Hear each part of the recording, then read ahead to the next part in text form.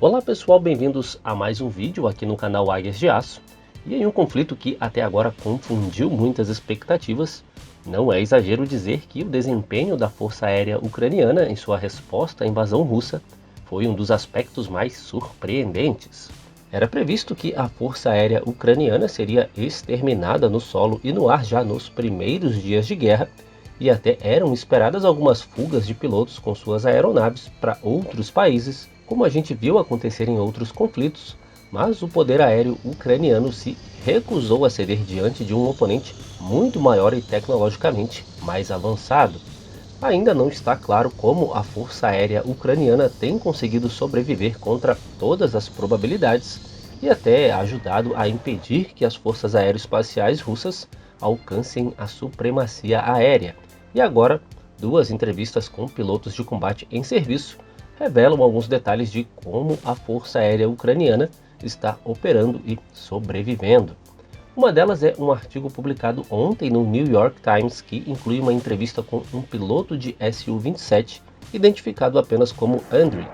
E ele fala sobre missões de alerta de reação rápida, incluindo decolagens noturnas para interceptar jatos russos, sem sequer executar as verificações pré-voo, indicando que pelo menos alguns jatos ucranianos estão sendo mantidos fora da vista dos russos, talvez em abrigos de aeronaves reforçados.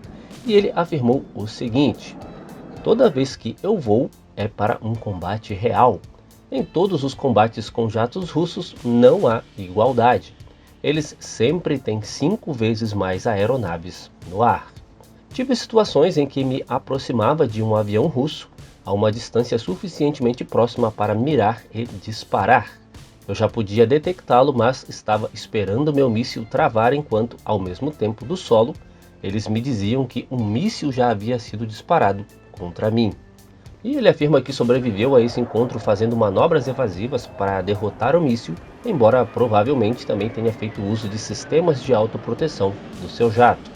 Ele ainda alega ter abatido um jato russo e quanto a isso ele disse: estou feliz que este avião não bombardeie mais minhas cidades pacíficas. E como vemos na prática, é exatamente isso que os jatos russos estão fazendo. E ele ainda afirma: só preciso usar minhas habilidades para vencer. Minhas habilidades são melhores que as dos russos, mas por outro lado, muitos dos meus amigos e mesmo os mais experientes do que eu já estão mortos. Então, palavras fortes aí desse piloto ucraniano.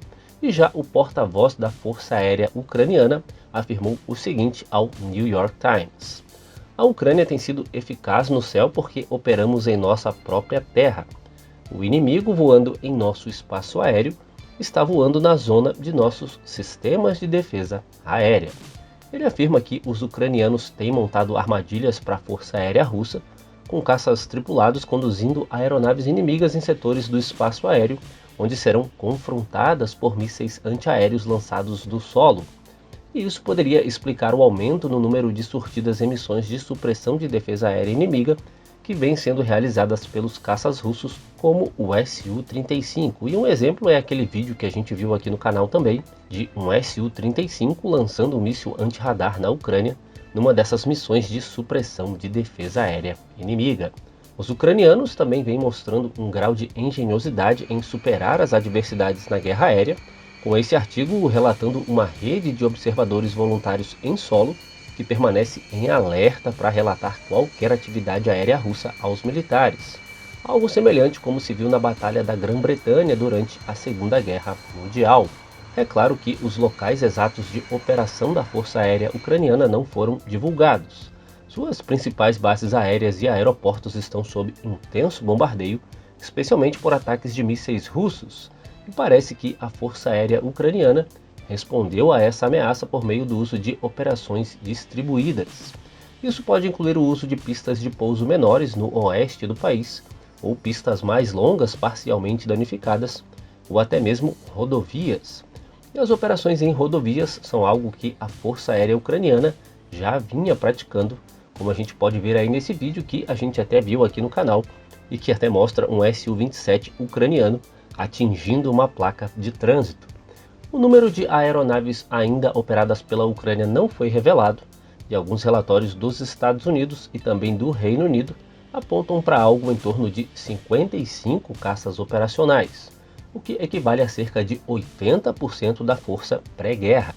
E apesar de parecerem números muito otimistas, o fato é que, tirando aqueles 6 MiG-29 destruídos no solo, que nem se sabe se estavam operacionais, e alguns Su-27 e Su-25 abatidos, não se tem a confirmação por imagens de muitas aeronaves de combate ucranianas sendo perdidas nesse conflito.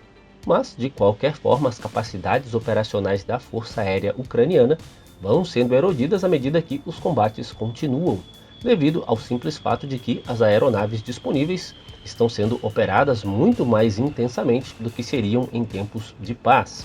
Até agora, os esforços feitos para obter caças MiG-29 de países da OTAN não tiveram sucesso, e para agravar as coisas, a Rússia ainda atingiu recentemente uma fábrica de reparos de aeronaves, destruindo um grande hangar e causando outros danos a uma instalação que realizava a manutenção nos MiG-29. E no geral, estima-se que a Força Aérea Ucraniana voe entre 5 e 10 missões diárias, enquanto que os russos realizam cerca de 200.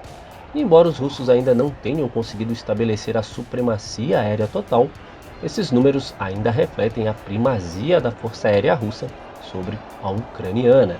O número exato de aeronaves abatidas dos dois lados também não é conhecido e provavelmente será debatido por anos.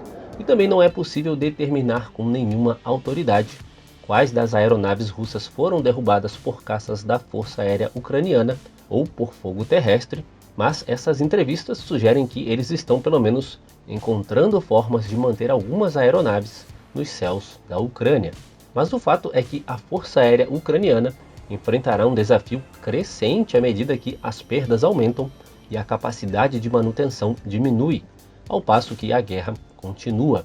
E nesse ponto parece inevitável que os sistemas terrestres terão que suportar um peso cada vez maior, na tentativa de continuar negando à Rússia a oportunidade de estabelecer uma verdadeira supremacia aérea. Então era isso, pessoal, espero que tenham gostado, entrevistas com relatos interessantes aí desse piloto, e a gente continua de olho nos acontecimentos lá na Ucrânia e quaisquer novidades a gente divulga aqui no canal ou lá no nosso Instagram. Bom, e se você gostou do vídeo, não esqueça de deixar o seu like pra gente. Se não conhecia o canal ou não era inscrito, se inscreva. Siga também o canal Águias de Aço no Instagram e não deixe de conhecer a nossa loja. E lá você encontra miniaturas e também camisetas e quadros decorativos. Um forte abraço a todos vocês e até a próxima!